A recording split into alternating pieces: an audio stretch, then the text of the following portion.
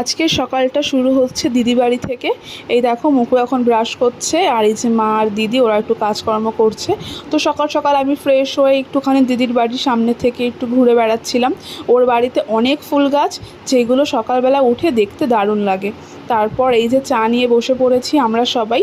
এখন সবাই মিলে একটু বসে চা খাওয়া হচ্ছে, আর এই যে মুকু এখানে বিস্কুট খাচ্ছে। আজকে সকালে ব্রেকফাস্টে আছে হচ্ছে কচুরি আর আছে আলুর তরকারি, যেটা খেতে খুবই সুন্দর হয়েছিল। বাইরের থেকে কিনে আনা, বাট বাইরের জিনিস তো টেস্ট হয়।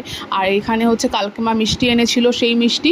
আর এইদিকে রান্নাঘরে কিন্তু তোড়জোড় শুরু হয়ে গেছে, কারণ আজকে বিরিয়ানি রান্না হবে।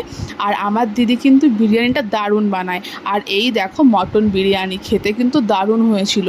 একটু আলু ভেঙে, একটু মটন ভেঙে, একটু ডিম দিয়ে, স্যালাড দিয়ে খেতে কিন্তু দারুণ, জাস্ট দারুণ। আর সাথে কিন্তু মাটন কারিও ছিল, তো একটু মাটন কারিও নিয়ে নিলাম। তারপর চলে এসেছিলাম বাড়ি। আজকে ভিডিও